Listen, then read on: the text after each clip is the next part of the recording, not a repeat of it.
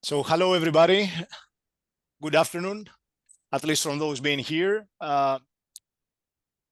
Let's start directly with our guest seminar today.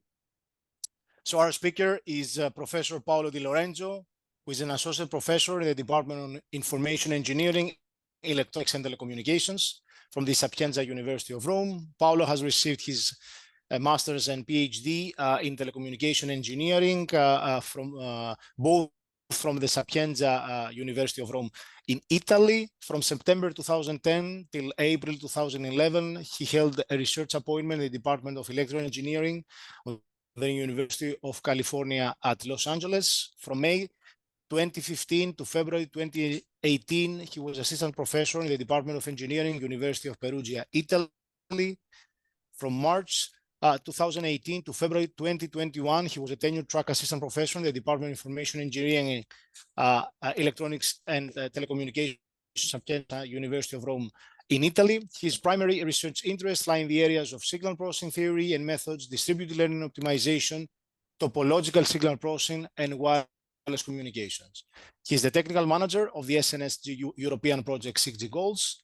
He was the principal investigator of CNIT Sapienza Research Unit in the Horizon 2020 European Project Rise 6G, where actually we met each other. I'm very happy about it. He's the recipient of the 2022 EURASIP Early Career Award with citation for contributions to the field of distributed signal processing, optimization, and learning over networks. He has received 3 Best Student Paper Conference Paper Awards sponsored by the IEEE Signal Process Society and EURASIP. He was also the recipient of the 2012 GTTI Award for the Best Italian Doctoral Thesis in Information and Communication Technology. And currently he serves as an associate editor for the IEEE Transaction Signal Processing and previously for the IEEE Transaction on Signal and Information Processing over the Network and for the EURASIP Journal on Advanced Signal Processing. He's currently an IEEE senior member and a member of EURASIP. We will enjoy actually his webinar today entitled Exploiting Semantics for Goal-Oriented Communications, a Signal Processing Perspective. So after the presentation, we will have a Q&A session, right, where please raise your hands. I will give you actually rights to actually ask Paolo anything related to the presentation. Paolo, the floor is yours. Looking forward to your talk. Thank you. Thanks a lot, George, for your kind introduction. So let me share the screen and, just tell me if you can see it. Yes, Paolo, we can see it. Okay, great. I'll put it here. Okay, so let's start. This talk is entitled Exploiting Semantics for Goal-Oriented Communications, a Signal Processing Perspective. And it's a talk that cannot be, couldn't be possible without, all the people that are collaborating with me, which of course I start acknowledging at the beginning. So on top, we have all the senior people that are collaborating here. There is Professor Barbarossa, Emilio Calvanese Strinati, and so on. But also, most importantly, all the students of my group that are hardly working on this important topic of semantic and goal-oriented communications. Last, of course, I mentioned the 2 projects, 6G Goals and Restarts. These are 2 European projects that are funding my research. So let's start with some context and motivation. So there is a very, let's say, strong trend in 6G, in current research on 6G, toward future connected compute systems. The idea is to move from the old concept of connected things to the more new and fashion concept of connected intelligence. In order to enable plethora of new applications, like, for instance, distributed and pervasive AI services, holographic communication, connected robotics, augmented reality, and so on. Now, if we look, for instance, at all the KPIs that are foreseen in 6G, and in particular in connected intelligence, here we have several of them. I will just put the pointer, the laser pointer. We have several of them. We have latency, we have dependability, accuracy, energy, and so on. Now, if we, for instance, just pick 3 of them, latency, accuracy, and energy, it's very clear that all of them incorporate several aspects of these very complex connect compute systems, spanning from sensing, communication, computation, learning, and control. So for instance, if we have IoT sensors, they collect the data, they sense the data, and of course they need time and energy to perform sensing and communication of this data to some central fusion center that performs computation to process this data in order to perform, for instance, some learning or control action that at the same time requires some given accuracy. So the first problem, the first real challenge of 6G is an effective and heterogeneous resource management. But this is not the only issue that we have. Indeed, all the emerging services that I was mentioning before leads to a growing demand over time for wider bandwidth and at the same time increased energy consumption. If one look at the prediction of the energy consumption of ICT over time, it is clear that at a certain point we will face a bottleneck. A bottleneck in terms of scarcity of system resources, such as, for instance, bandwidth, energy, complexity, and so on. So the current paradigm with of the research and communication of the last years that's focused mainly on increasing communication rates inevitably is raising sustainability issues. Thus, the big question that we want to face in this presentation is the following: can we achieve the same or even more by transmitting less? So, going in an opposite direction with respect to the main research venue in the communication research, we want to do the opposite, essentially. We want to achieve the same by transmitting much less. Now, to do this, essentially what people have proposed in the last 2 or 3 years is a change of paradigm. Okay, a change of paradigm in the sense that maybe I should move this somewhere else. Okay, it's a change of paradigm. Essentially, we have borrowing the Weaver words in the introductory section of the Shannon paper in 1949. Essentially, the broad subject of communication can be organized into 3 levels. Okay, we have level A, which is the technical problem, which is related to how the symbols of communication can be reliably transmitted over noisy channels. So essentially, all the classical current communication system up to 5G are built onto this level. Okay, but then we have other 2 levels, which have to do instead with effectiveness and with meaning, so with intelligence in general. So level B is what is called the semantic problem, is actually related to how the transmitted symbol can convey a desired meaning, which has to do, of course, with the reasoning and intelligence capabilities of transmitter and receiver. Then, on top of level B, we have level C, which is instead the effectiveness problem, which is related to how the received meaning can affect some conduct, some behavior in a desired and possible effective manner.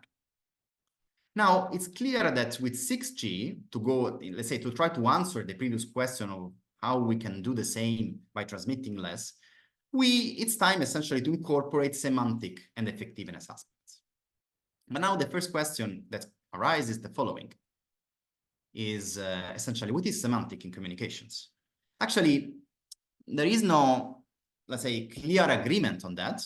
I mean, there are very strong debates in the communication society about what is semantic, how we should treat semantic, how we define a semantic information theory.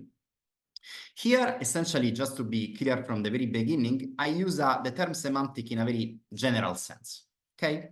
Which is essentially any structural, might be topological, causal, relationship, or statistical information that is present in the data and that must be communicated in relation to a desired reconstruction metric or desired, actions, processing, learning that has to be done at the receiver side.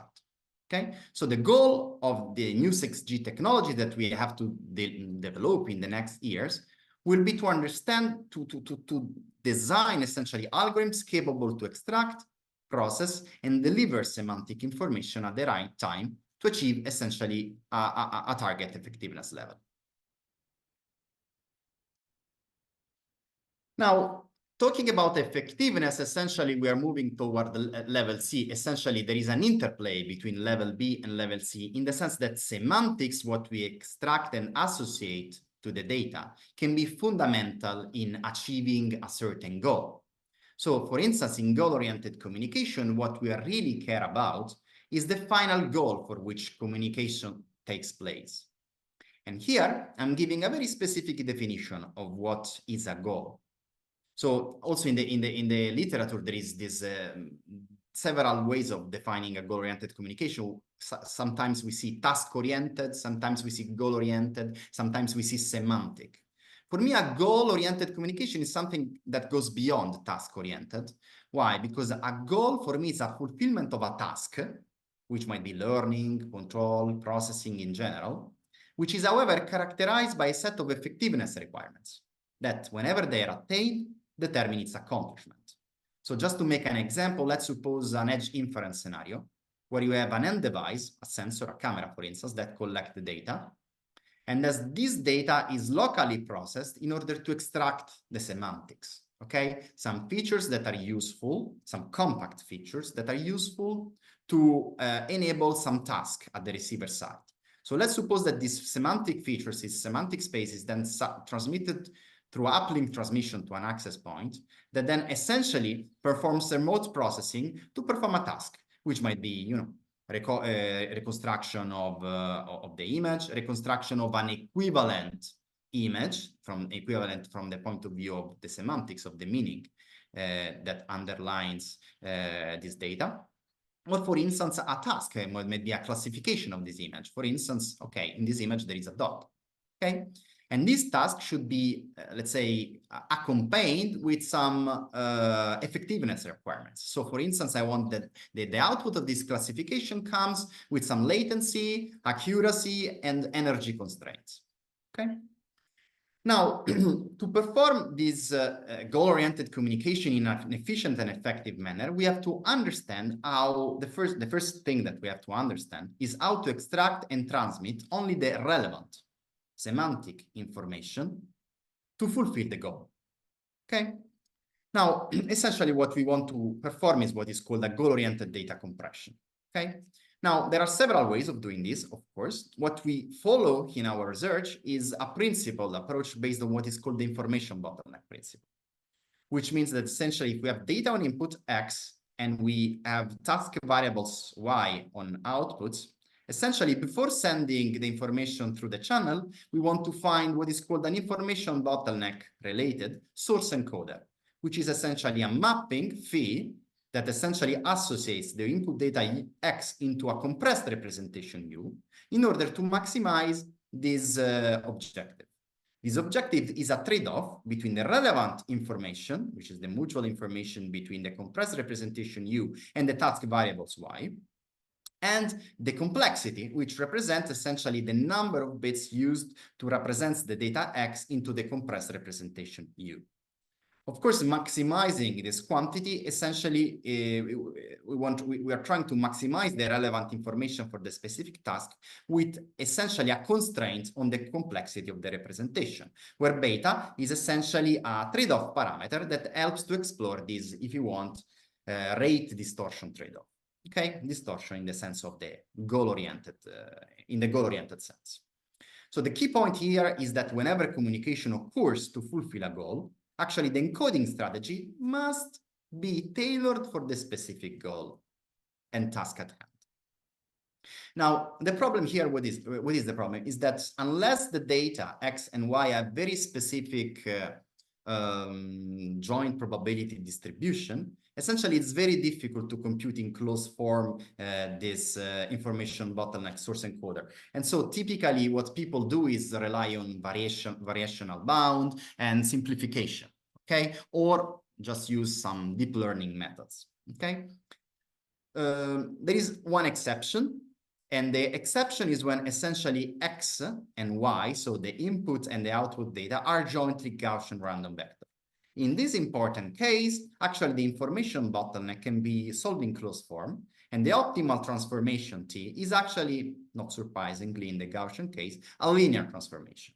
So essentially you compress your data X by applying a matrix A, which has a structure, you see, that, you know, it's filled, let's say iteratively, so starting from all zeros, which means maximum compression, but then starts adding vectors, alpha 1 v1, alpha 1 v1, alpha 2 v2, and so on, up to the case where actually you preserve all this information, where these v1s, who are essentially are the left eigenvectors of this matrix, which you can compute from the data. And this is what is called in the statistical signal processing literature, the canonical correlation analysis. So you essentially compute the canonical correlation analysis and this optimal linear encoding based on these left eigenvectors of this matrix. And in particular, the rule to fill this matrix is based on the selection of beta, which is, you know, the trade-off parameter, which must fall into some, let's say, critical range. And this critical range depends on the eigenvalues of this matrix here, which again comes from what is called the canonical correlation analysis. And this was, let's say, a very interesting case, which, however, holds only for jointly Gaussian random vectors. Of course, in practical cases, we don't have this situation, and so we have to rely on some simplification. So the first one, and let's say maybe the simplest one, is just apply deep learning. So essentially, if we have X and we have Y, essentially to perform an information bottleneck principle, we essentially have a bank of different encoders. So for instance, different compression rules, different autoencoders if you want, with different bottleneck sides at the transmitter side, which can be selected, let's say, in a dynamic fashion, depending, for instance, on, let's say, some dynamic condition of the wireless channel. And then at the receiver, maybe you have different decoders, which of course are matched, whose inputs are matched to the different sides of the bottlenecks that have been transmitted at the receiver, at the transmitter side. Then once essentially the information, of course, the goal might be, in this case, might be to reduce the size of the bottleneck in order to transmit less data as possible. But of course, there is an intrinsic trade-off between the size of the bottleneck and the quantity of information that can be transmitted with respect to Y. And then there is an accuracy check is needed at the receiver side in order to control dynamically the size of the bottleneck with respect to the dynamic channel. This is something that we have essentially proposed in this paper in 2022. It was actually something that worked very well, but it had an issue. The issue is that actually we have to replicate several deep learning architecture, both at the transmitter and at the receiver side, which was, you know, something which might result in a large complexity. So in order to, let's say, reduce this overall complexity, what we proposed recently is another approach, which is called the opportunistic information bottleneck. So essentially, it tries to apply to general neural network architectures the principle of Gaussian information bottleneck. So in a way, it's something in the middle between the deep learning approach and the Gaussian information bottleneck approach. So let's suppose that we have, for instance, a general neural network. Okay, so we have the first layer of the neural network, which is given in general by some linear processing, for instance, the filters of a convolutional neural network, and a nonlinearity. Okay, many neural networks can be written in general as cascades of layers done in this way. Now, what we want to exploit here is the fact is that if you have a linear transformation here, for instance, cascades of filters, banks of filters, actually linearity preserves Gaussianity. So if you give on inputs some to this linear block some Gaussian data, essentially in output we will have Gaussian as well. Okay, and then between X tilde and Y tilde, we can use the Gaussian information bottleneck to essentially perform compression of this linear layer L0. So the approach is the following. We start from data X, which in general is not Gaussian. We apply a transformation H, which makes it approximatively Gaussian. So for instance, it might be, for instance, discrete Fourier transform, you know, some transformation that widens the data. And then, given the pairs X tilde and Y, we train the neural network in order to fix L0 and C. Once we fix L0, we can compute essentially the canonical correlation analysis. So essentially between X tilde and Y tilde, we have some relationships. We can compute the canonical correlation covariance matrices, sigma of X tilde and sigma X tilde and Y tilde. And then we can apply the Gaussian information bottleneck to approximate this linear step as good as we want, depending again on the trade-off and the choice of the parameter beta. This approach actually enables, does not require to have, let's say, K encoder decoder pairs based on deep learning, but just one single encoder, which is adaptive in a way, whose bottleneck is adaptive, and it's based on Gaussian information bottleneck, and it's embedded into a more general deep learning architecture. This is actually some results on a edge inference task, which this picture shows the behavior of the accuracy of the final classification task with respect to the percentage of features that we are sending. So of course, the more we compress, the more the accuracy drops. Of course, this makes sense. But our approach, which is the green one,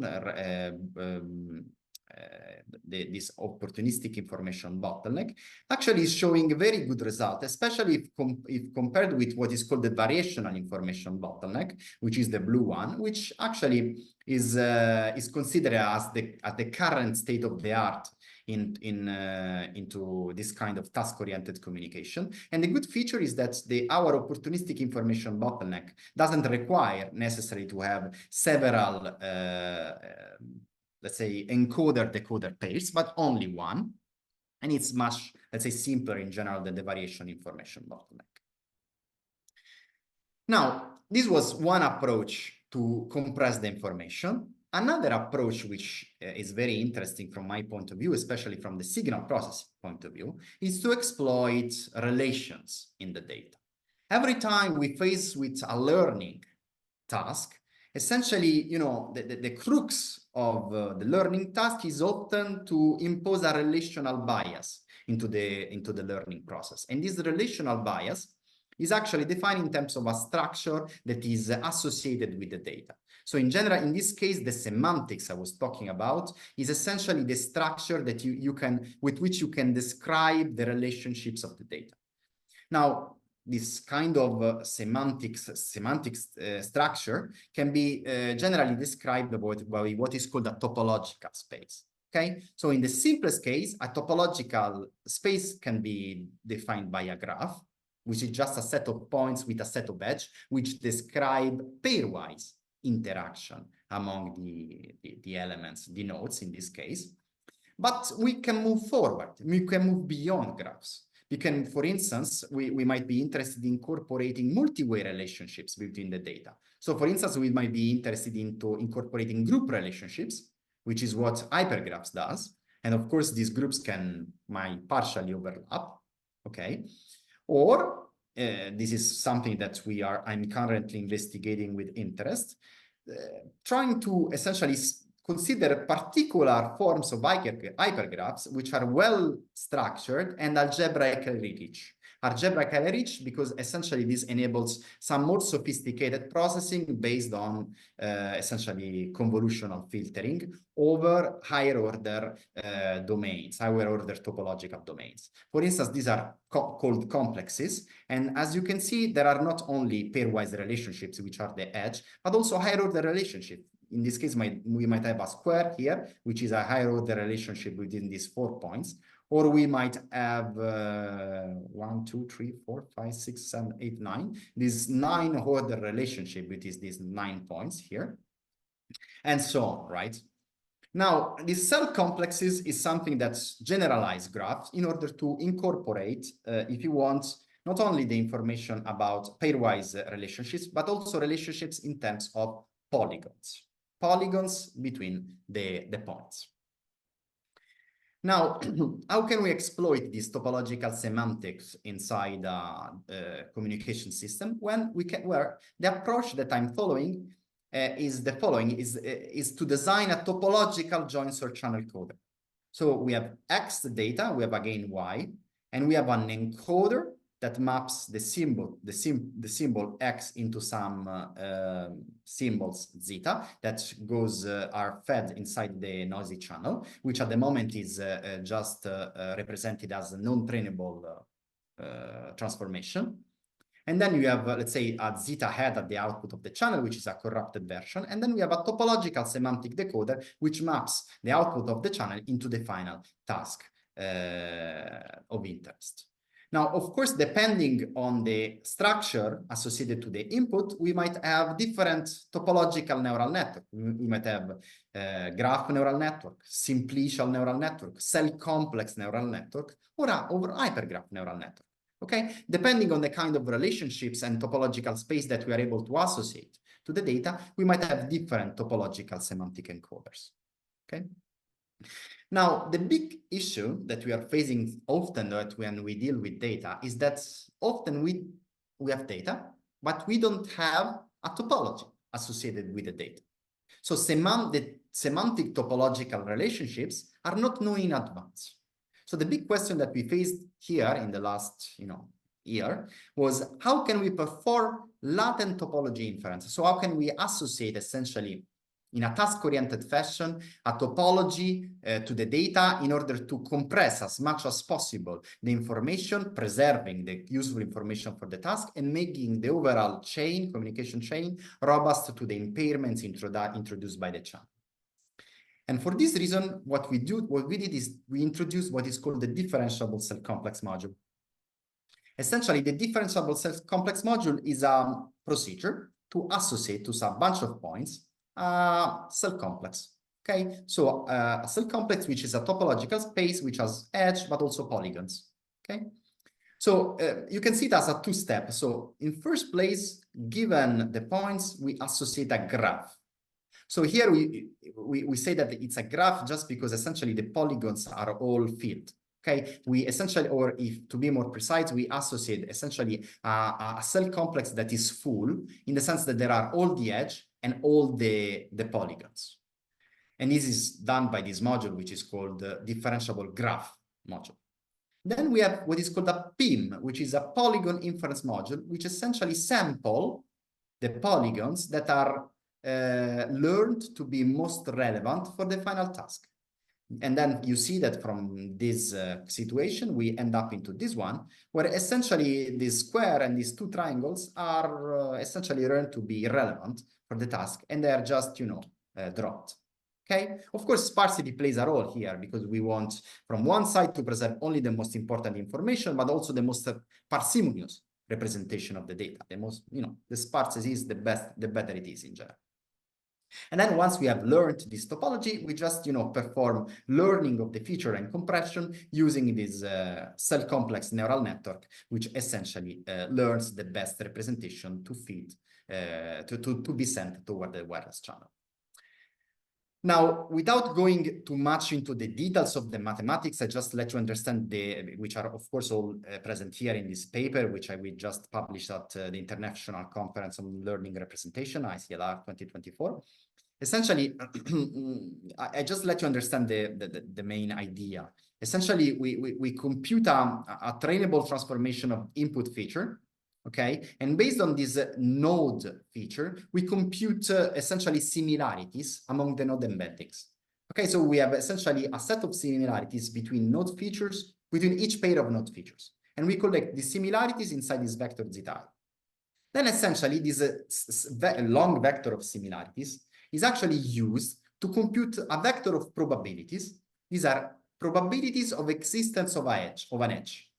Okay, and these are computed based on this alpha and max, based on this definition of Sully's alpha entropy, which is essentially a sparsifying learning function that associates, that gives on output essentially these probabilities. And then once we have this probability, we just sample the edge. And once we sample the edge, essentially we have a representative graph that can be associated to the data. And then, of course, once we have this graph, essentially what we do is just we also fill of the polygons, as we were saying before. But then we have also to learn which polygons are actually into the cell complex. And this is where actually the polygon inference module comes into play. And in particular, mimicking the same thing that we have done at the edge level, we actually compute a similarity function, in this case, between 3 edge features. Okay, so starting from node features, we actually do what is called a lifting operation, which computes edge features. And based on edge features, we actually compute similarities among, for instance, 3 edge, which in this case represents similarities, for instance, of a triangle. Okay, these similarities then are embedded into a vector Z, which again is useful to compute the probabilities of existence of a polygon. Then, once we assign to each polygon a probability, then we just sample again, and essentially we understand which polygons are more relevant for the given task and which polygons must instead be neglected. Then essentially, once we computed this structure, we just apply some message passing, and without going into the detail, we just define the compressed representation. We, of course, train the previous joint source channel coding for a given signal-to-noise ratio, actually a certain number of signal-to-noise ratio in an end-to-end fashion. And essentially, we achieved very good performance in the sense that thanks to this fact that we exploit this higher order information, we are actually able to get much better performance in terms of performance of the task. So for instance, in this case, we're a graph classification task, and higher resilience to noise with respect to encoders that either don't take into account any topological structure, or take into account only, for instance, pairwise relationships in the terms of a graph. Okay, and this was actually a very good result that shows the potential impact that has in injecting and, most importantly, learning the topological structure of the data in this kind of goal-oriented semantic communication systems. Now, another approach is, related to this is actually what I call semantic token selection. Okay, now, this is semantic, again, is what is relevant for the communication, right? So it can be a relationship in the data, or can be, let's say, parts of the data. So we all agree that if we get this image and we are interested in, for instance, classifying the instrument here, we actually don't need to send all the image. We just need only to identify some specific parts of the image, which might be more relevant, okay? This is particularly useful, let's say, easy to apply to specific structure of neural network, which are transformers, essentially because transformers naturally work with tokens, which are essentially a way to parse the data of input in just blocks. For instance, each square here of this image could be considered as a patch or a token in the transformer language, okay? And so essentially what we want to apply here is a way to understand a semantic token selection, which is, let's say, task-oriented. So understand which parts of the image can be, let's say, kept and then transmitted in order to fulfill the given task. And this can be done essentially with this proposed approach, which is essentially a trainable and dynamic semantic token selection mechanism, where previous to each transformer block, there is a token selection block that essentially reduces the number of tokens by just selecting the ones that are more relevant for the task. And the more you go depth into the architecture, the more essentially you go reducing and, let's say, discarding the tokens and just identifying the most useful ones. This let's say operation can be controlled by what we call a budget parameter, that essentially is a budget that, if you want, takes into account, for instance, some constraints, which might be in terms of complexity or latency or energy that we want to guarantee while during this kind of encoding procedure. And this, of course, the larger is the budget, so the more it goes toward to one, the more, let's say, the less this token selection mechanism is going to drop token. The lower will be the budget, the more the selection mechanism will focus on what is really relevant for the task. Actually, without going too much into the mathematical details, the method is actually very simple. Given that this budget on inputs, essentially a threshold is calculated, this gamma k for each, let's say, module. And then essentially this threshold is compared to a score, which is assigned to each token of the image. And then essentially if the score is less than the threshold, essentially the given token is removed from all the subsequent computations. And no, it's actually that simple without going too much into the details of this. But of course, all these operations are trainable in the sense that are learned by training of the neural network scheme. The optimization strategy can be actually formulated as a constrained optimization problem, where actually this alpha is a tunable parameter. And to make the network robust to any possible alpha that we might want to use at inference time, we actually train the network with some random alpha. Okay, we give on input random alpha such that every time, essentially, the network is able to accommodate different budgets that might come from, let's say, varying conditions of the system in terms, for instance, of available bandwidth, available computation capability, and so on. Essentially, this Tx is a measure of the cost of running the function f, which is the overall transformer, on the input x, and of course depends on the budget alpha. Now, we get some interesting results. Of course, this is the accuracy in terms of SNR. Of course, it makes sense that increasing the SNR, the system gets better performance. And of course, this is also parameterized in terms of the budget, in the sense that it's clear that the more is the budget, so increasing the budget, we get essentially better accuracy performance, which makes, of course, sense. But what is very interesting to notice, especially in this example, is that if the budget is low, actually what the method is doing is really to focus on something that is really interesting only for the specific task. For instance, in this case, just focus on the guy who is in the picture. Or for instance, here in this case, it just focus on the golf hole and so on, right? And the good thing is that in this way, we can use, in a way, deep learning mechanism in a much more interpretable way. Let's say interpretable by design AI native communication system, which is one of the final goal of 6G system. Interpretable because a human, in this case, can really understand why this kind of AI has just removed this kind of tokens. Okay, I'll just speed up a bit because essentially I don't have much time. Another example that we can use, and it's actually very interesting today, is the exploitation of generative AI for semantic communication. So in this case, the key assumption is the following. Instead of let's say, reconstructing the data once you send it to the receiver side, you want to regenerate the data. And the key assumption is that there is no error at the receiver side as far as the generated data is semantically equivalent to the transmitted one. So, for instance, if we send this data here, this one is actually equivalent bit by bit. Okay, so pixel by pixel. Okay, this other one instead is pixel by pixel, completely different, but semantically, from the meaning point of view, it can actually fall into the equivalence class from the semantic point of view. Okay, so this kind of communication, this generative AI, is actually very suitable to this kind of, let's say, semantic equivalence in terms of meaning.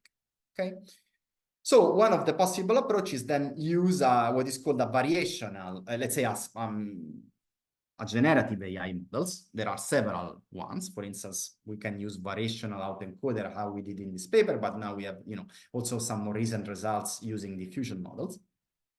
And in this case, you have, the compression of the data. And actually, for instance, using a variational autoencoder, starting from this original image, what you actually send is just, a bunch of vector, actually two vector, one that describes the mean, and the other one that describes the variance of this statistical distribution that the encoder learns. And then this is sent to the receiver side to reconstruct the image.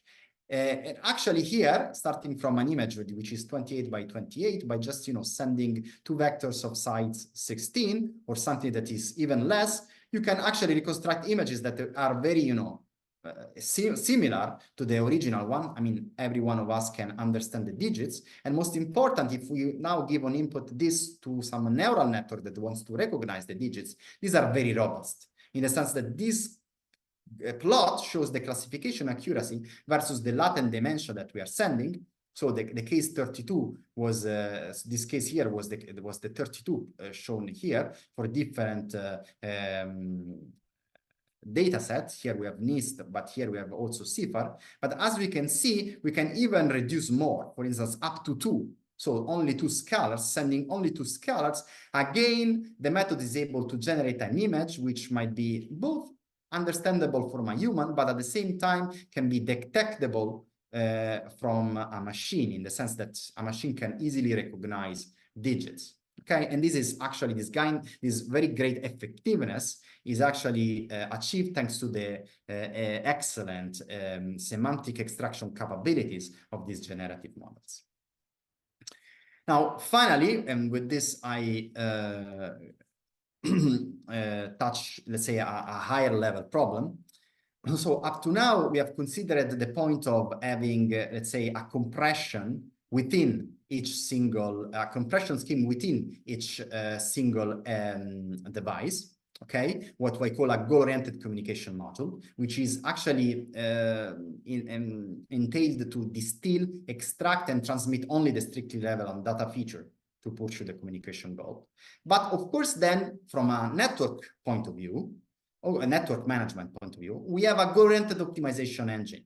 Essentially, the goal is to orchestrate all the resources at all the layers of the network. It might be the edge, cloud, the radio access network, the physical layer, in order essentially to jointly optimize the sensing, communication, computation resources to minimize the goal cost with given effectiveness constraints.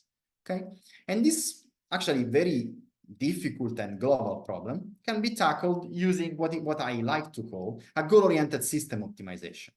Essentially, a goal-oriented system optimization has an optimization criterion, which in general is to minimize the cost of achieving the goal, subject to some effectiveness constraints, which typically can be expressed in terms of energy, latency, accuracy, dependability, and so on.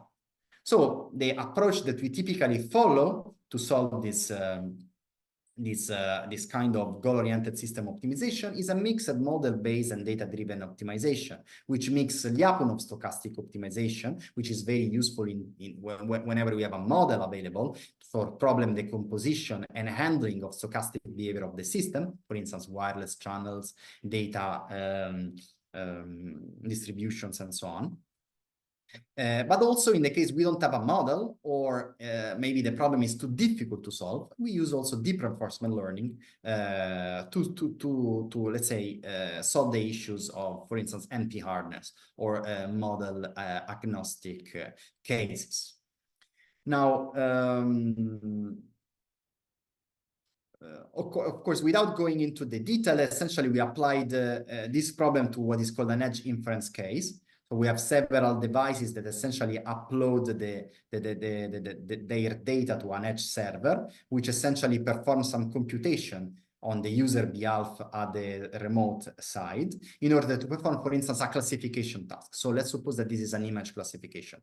And what we want to do here is to perform energy efficient classification, optimizing both communication and computation resources. Okay, so without going too much into the details, but actually we can formulate a problem which is very similar to the one before we have seen before.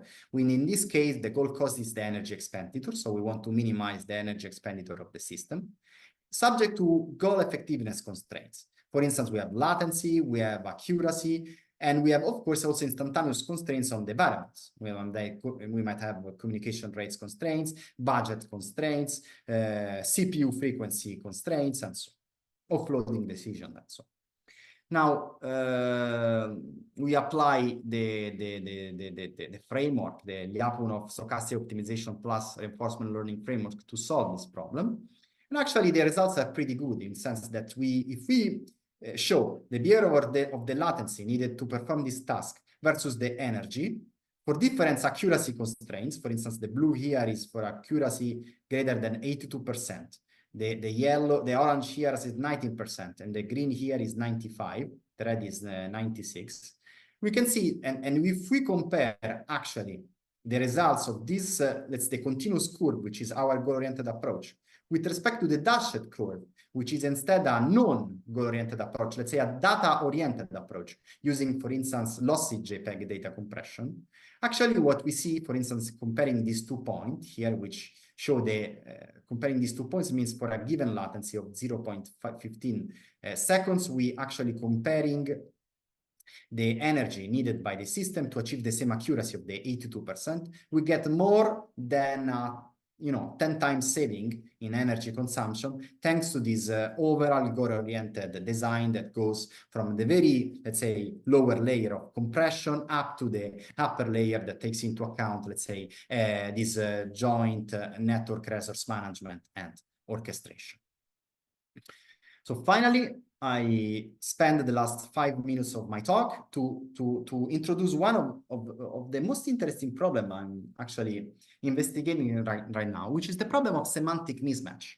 What does it mean? Imagine that now if it's true that we are moving toward AI native communication system, essentially we have systems that are going to be trained, right? So let's suppose that we have an encoder that is trained with its specific decoder, okay, on some data sets. The same is true as well for this one on the yellow side. Right? So let's say that we have 2 different encoders and decoder pairs trained also on the same data set, but due to the inherent, let's say, stochasticity of the training process, also in this very simple case, okay, the latent space that we are going to transmit over the wireless channel are going to be different. What does it mean? It means that if now I want to use this encoder to communicate with this decoder, actually they are not going to understand to each other. Why? Because the semantic space, so the way this encoder essentially maps the data into its logic, its internal representation, is different from the way actually this decoder is actually has been trained too, which means that there is what we call a semantic mismatch, in the sense that these 2 objects, these 2 neural networks have been trained under different conditions. So the question, and this is what we call a semantic mismatch, which means that the 2 agents, 2, let's say, different encoder-decoder space, have in general different ways of encoding the knowledge, encoding the information, and this is what it creates the mismatch. So the question is it possible to enable this latent space communication through different semantic encoders? So is it possible to get what comes out from here and enable this guy to understand it? Okay, we essentially need a translator. We need what is called a semantic equalizer. Okay, so just to let you understand what happens here, essentially, if we just compare the semantic spaces that we have,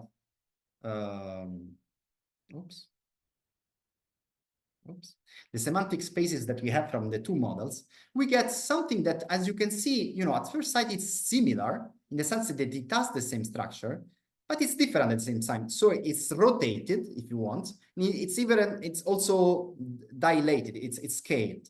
Okay, so we can understand that it exists a transformation to pass from here to here, but actually, if you just use this let's say, absolute representation that comes out from the semantic encoder, and we feed into this other decoder, they just cannot understand each other.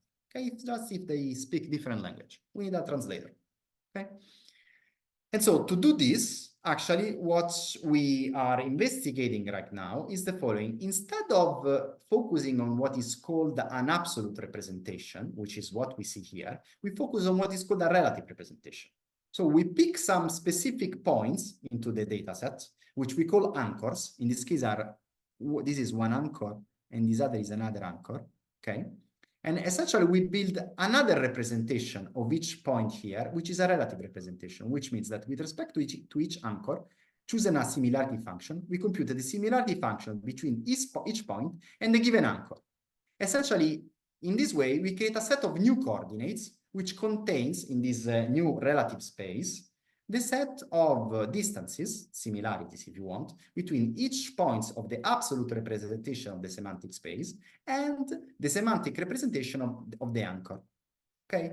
Why this is useful? It's useful because instead of focusing on absolute representation, this is focused on relative representation, which is instead much more useful to be and robust to, let's say, transformation and mismatches between the semantic space that involve, for instance, rotation, right? Or for instance, involve expansions or compression of the semantic space, right?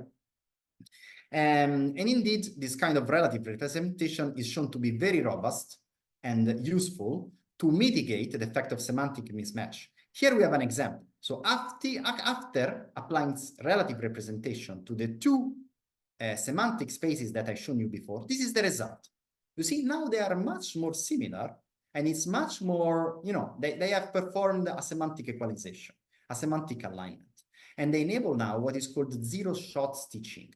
What is zero-shot stitching? It's the ability to communicate effectively across different encoders without the need for retraining. It's unthinkable that that once we have trained all the system, every time that we need to, you know, let different agents communicate to each other, they just cannot do it because there is this mismatch, and we need to retrain them. No way. We need this kind of, let's say, aligner with this semantic equalizer. And an example of this equalization is done here. So the green one, the green one is the performance of the, let's say, true encoder-decoder pairs, so the one that are jointly trained, while the other ones are the performance where, you know, we do this stitching. So we use the semantic one encoder and we just stitch with another decoder. And this performance actually showed the accuracy with respect to the number of anchors. So it's clear that actually increasing the number of anchors, so the size of the relative representation, and as a byproduct, also the size of the vector that we have to send over the channel, we actually improving the communication of the system. This can be seen as an accuracy, let's say, rate trade-off. Okay, so increasing the number of anchors, so the size, the expressivity of the semantic space, we can, let's say, at the same time, enable semantic alignment and increase the performance of the task at the price, of course, of an increased communication burden, which makes sense, of course.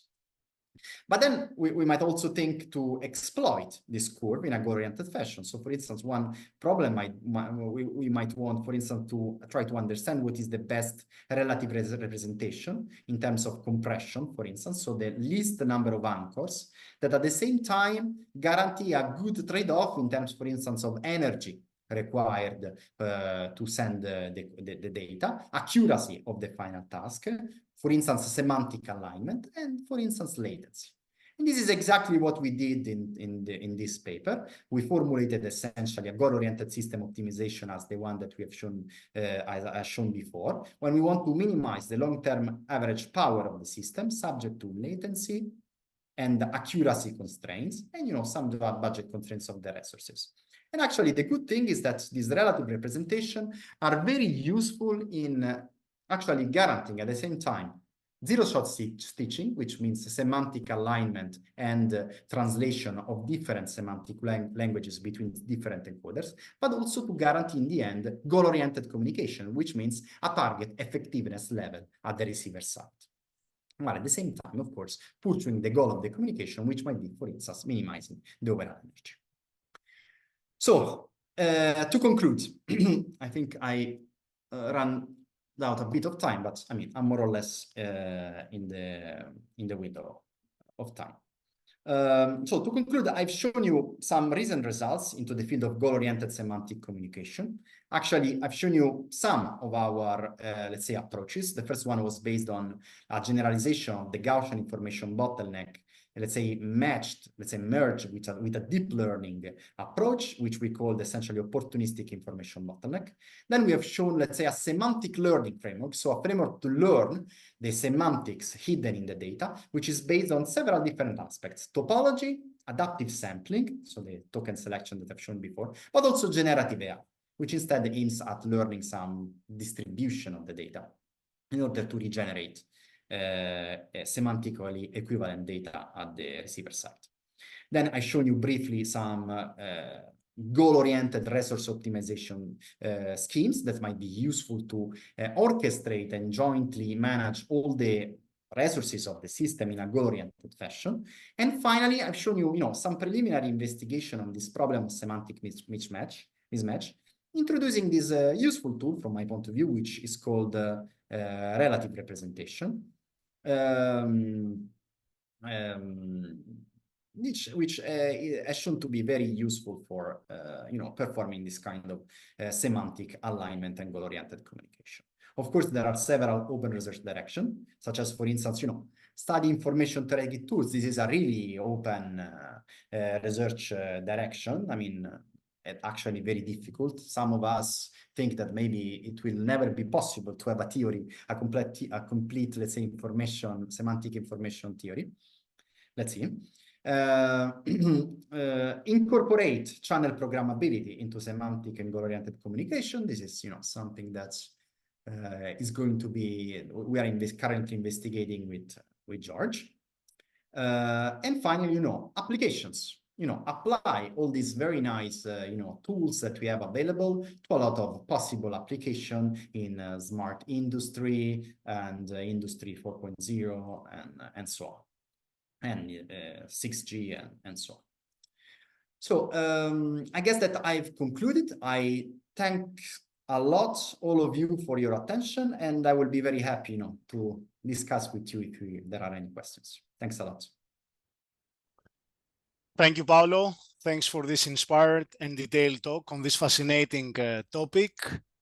So now we can start our Q&A. You can raise your hand and actually ask Paolo something. There has been a comment, I don't know if you can see it, Paolo, in the Q&A by somebody. Nice talk. Can you see it? Thanks a lot. The data set you use are not indicative of real world problem. Yeah, if you want to comment on this. Oh, yes, well, I agree. You're right. This is why in the end I was telling you that one of the nice, future research direction is exactly to put this, let's say, semantic machinery into real application. I totally agree with you. But as usual, this kind of, let's say, toy examples are useful to prove a concept, of course. And the concept of the fact that semantic communication can indeed be helpful to, optimize this accuracy, communication, and latency trade-off is something that is very important to investigate before on something that is more controllable, and then apply to real communication scenarios. What is the relation to Isaac approaches? So in my point of view, I mean, semantic communication is deeply intertwined with Isaac. I mean, in Isaac, we have this integrated sensing and communication, which is essentially an important part of semantic communication, let's say the beginning of the loop. Then we have computation, learning, and control, exactly as I was saying at the before. So essentially, if we look at the problem in a much broader way, introducing, for instance, the computation and learning part, which are intrinsic problems in semantic, essentially, I think that we might exploit and generalize the trade-offs that we're seeing in Isaac by introducing semantic aspects. And this is, something that's I'm trying to investigate. I hope to investigate with George in this, twin projects that we have currently. Yeah.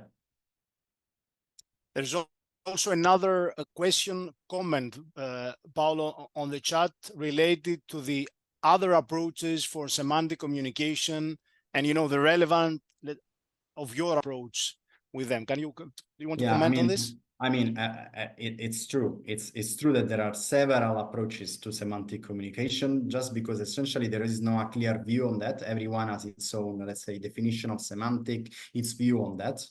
I mean, my approach is something that is can be, let's say, from some points of view, close to what Denise Gundus does in terms of joint search channel coding. But I mean, I have a more signal processing perspective, which reflects in a way in this topological way. I mean, from my point of view, really semantics is about the topological domain of the data and the structure that you can associate to it.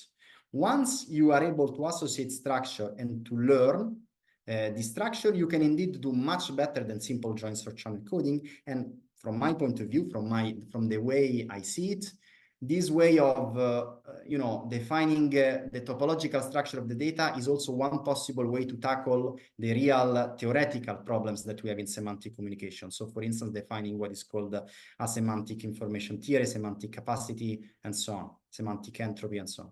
This is something that, I mean, from my point of view, this is the real tool. The topological signal processing tool and other tools such as category theory are very fundamental to define and, let's say, attack the main theoretical problems that we have in semantic communications.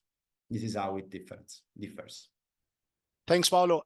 Another friend here, attendee, actually asks about metrics. I mean, can you mention, I guess, a couple of metrics for the evaluation of those goal-oriented communication approaches? Say it again. Sorry, I just lost. I was Is a question from one attendee here. What are the used metrics for the evaluation of goal-oriented communication approach of such an approach? Do you want to comment on that? Yes. I mean, we have several metrics. Essentially, in this goal-oriented scenario, it depends on the task. Okay, it's task-oriented. Okay, in the case of edge inference, we just were using, for instance, the accuracy of the final task.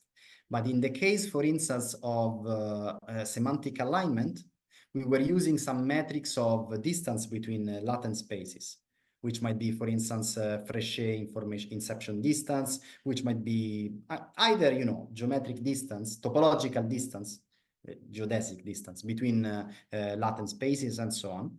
Or might be, something else. If you want to reconstruct images, you can use either, the classical mean square error, if you want, let's say, to minimize distortion, or, for instance, some combination of distortion perception functions, which might, lead to interesting trade-offs between something that is more, let's say, perceptually likely, or something that is instead closer to the original data. There are several nice metrics that one can use depending on the task you have in mind. Okay. Nice. Paolo, I would like to ask you something. There are some questions that are popping up. Some, let's say, are more, how can I say, a bit of strange to me, but anyway, here we are to answer any question. Can you, do you envision any interplay between semantic communication and actually a physical layer? What kind of interplay you see therein? I'm a physical layer guy, that's why I'm asking. We have discussed that many times, and I think there are fascinating things that we can do, but I would like your opinion, to express to our... Yes, of course, definitely.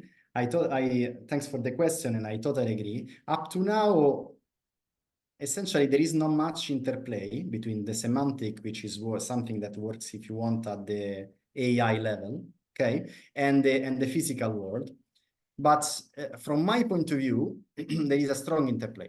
Okay, so this is exactly what I'm working on right now. And the directions might be several ones. For instance, might be how, considering, for instance, MIMO systems, how to, let's say, define what is called a semantic precoder. So how to map, for instance, to a semantic space into, the symbols that are transmitted over a channel. Or maybe having channel with wireless programmability can use, with respect to this goal-oriented or semantic metrics, can be useful to either align semantic space or, maximize the performance of a goal. I mean, there are several very nice intersection with wireless, let's say pure wireless and semantic, and also, as we were mentioning before, integrated sensing and communication and semantic, and it's all there that we have a lot of meat that is there. Okay, very interesting. Actually, there is one of the attendees that actually insists on asking a couple of questions. Thank you on this. And the question is about, mentioning here the 2-3 papers that are interesting. This can be done over email. I don't think it makes sense for Paolo to mention those papers. Not even the groups, I guess. Many of the groups have been spotted within the discussion that we had before. There is a question related to the cases to benchmark many of the approaches to semantic communications. Can you name one? I'm not sure that I understood this question. The many approaches to SEM. Exactly, this question, yeah. From what you understood, do you comment something on this? To use cases. Well, Yes, I mean, maybe Paolo, maybe to let's say to add something. I hope that I don't ruin the question of our attendee. What are the envisioned actually? Let's say use cases for this, let's say, semantic framework, right? It's exactly the way I was trying to answer to this question. Yeah. Essentially, you know, from my point of view, the real, kind of applications, use cases of these goal-oriented semantic communications are machine-to-machine communications. Okay, so every time essentially we extract this semantic information, it's not necessarily true that you want to reconstruct some data that a human has to interpret or not.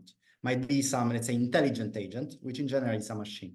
So every time you have, let's say, machine-to-machine interaction, so it might be autonomous driving, might be collaborative robotics, might be remote control, and so on. This kind of use cases can be good benchmark, and most importantly, good application of this, let's say, semantic coding, goal-oriented compression. Some people call it machine-oriented coding. No, I mean, they don't want to call it semantic, they call it machine-oriented coding. And so.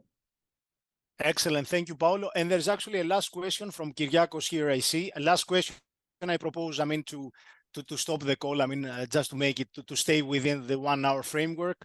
Probably you can read it on your own, Paolo, or you want me to do so, I can do that.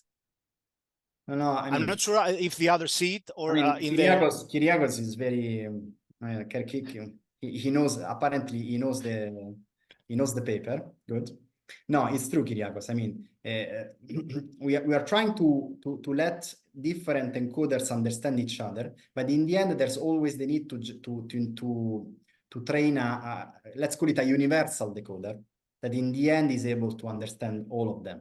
So in the end, the relative representation approach that I'm showing you require this kind of, let's say, universal translator at the decoder side, but some new approaches that we have not published yet are actually solving this issue, such that in the end, we are trying indeed to let these different agents communicate not at the relative representation space, but at the absolute representation space. And this actually solve the problem of training this translator at the end. Thanks.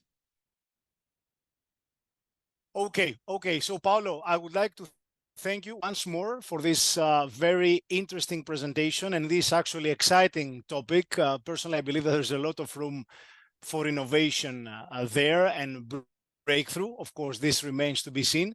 I would like to thank the attendees of this webinar. Apologies for the technical problem that we have, and I would like to encourage you all to iterate further with Professor Di Lorenzo for any questions you have on this topic and on his actually pioneering research on this field.